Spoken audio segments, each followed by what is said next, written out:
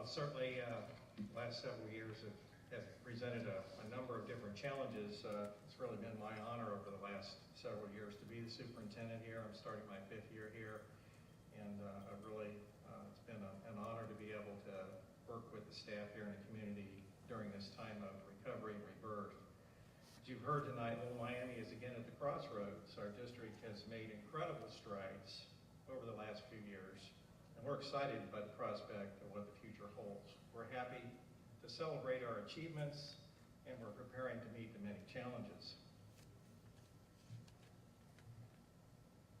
One of the challenges that we are again facing, similar challenge that we were facing back in 2009-10, we were growing, and we are growing again. This past year, we grew about 200 students from the time school let out in May until the time school started in August. And actually, if you go back to last August and you track our growth pattern from last August to this August, we grew by 4% during the school year. So what that tells us is that not only are we growing from the end of one school year to the next, but as we move through the school year, we have families moving into the district with children. Also, of additional note, we had the fewest number of withdrawals this year in the last, going back to 2008 and 9. We had 215 families withdraw their children. So that is really quite a note when there were some years there where we had 500 or 600 families withdrawing their children. Our current capacity, one of the challenges that we have is that we have 4,900 seats and we're approaching 4,500 students. So as you can see, if we continue that enrollment growth of a couple of hundred students a year, we'll be approaching those 4,900 seats in 2 school years. We've done some projecting on our projected enrollment for 16-17. That's about a 3% growth rate, which you take a look at our growth of 4% during the school year, probably we're projecting will be in that ballpark as we open the doors here in 2016-17. Our administrative team has been in some intensive planning sessions looking at some of the challenges that we have moving forward. You know, when we were in fiscal emergency for 34 months, we spent a lot of time working over in the urgent area of our planning efforts. We basically were planning day to day, week to week.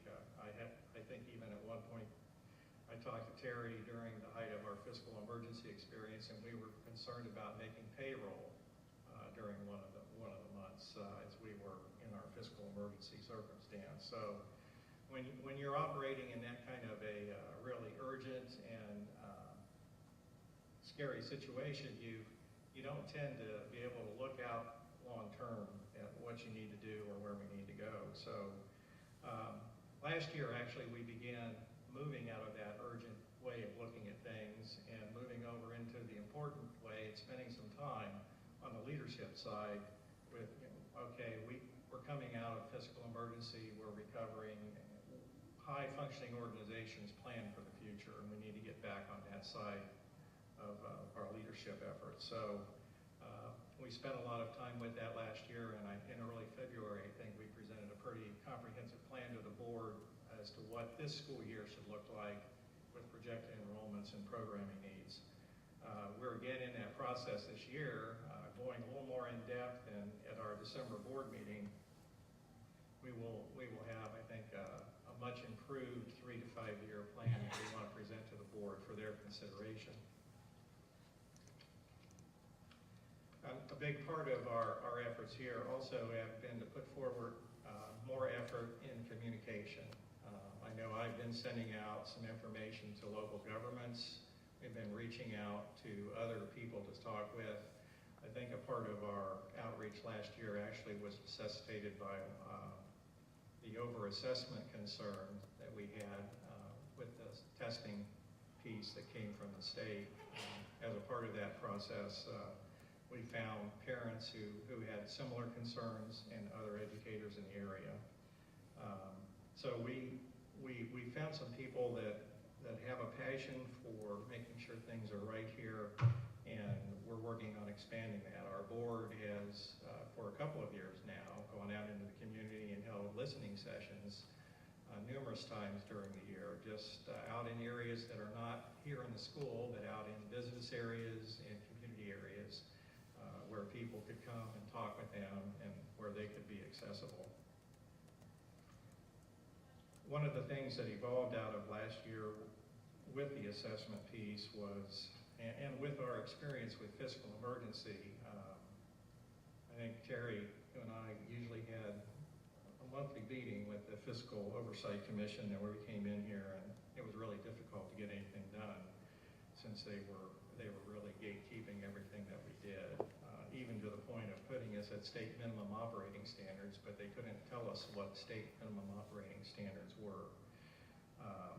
So our experience with the state has not been one that they really know the best, but what we have learned is that our local constituents, those are the folks that know what is the best. So this past June, our board passed a local control resolution, basically emphasizing to the state that our community should be determining the kinds of schools that we have, not Columbus and not Washington.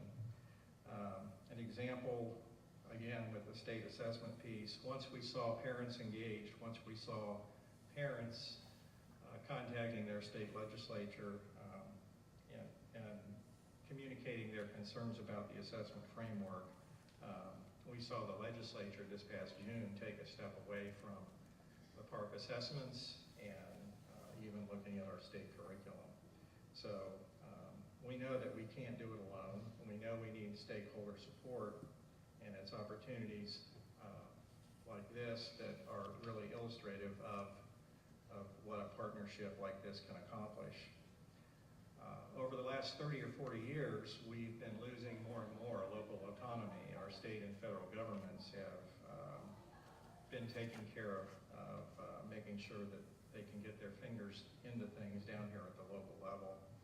And actually that pace of change, while families have been busy working hard, raising their families, taking care of themselves, making a living, the government's been busy doing some other things. And just as an example, I know you picked up a handout when you came in here tonight. This is an example of all the mandates that have occurred since 1900 that have been placed upon the schools. If you can look back in the 1900s, they talked about schools being responsible for lessons in basic hygiene, courses on nutrition, immunizations, screening for vision, hearing, and dental problems. And if you fast forward down to the 2000s, and I don't really even think that they've updated this much past the early 2000s, you can see No Child Left Behind. There's just a plethora of a listing of all the different government mandates. This is written from a national perspective, so it will also vary from state to state. And of course, here in Ohio, we have our own list of state mandates, which are not necessarily included in this list. So, the deluge is here, and I think we need to start working to push back on this. And to that end, as a result of the assessment issue, actually, for the first time in my almost 40-year career, school boards and school districts in this area really began to speak out about the overbearing incursion into local control of school boards that have been occurring. And a group of about 45 school boards and superintendents have actually joined together in a coalition to work toward undoing much of the state mandated and federal impacts on what's going on here in our local community. We know that's going to take time to overcome, and we need your help to do that. So tonight I'll extend to all of you here an invitation to join us in our continued efforts to rebuild and recover, and to create a learning community here in Little Miami that is second to none.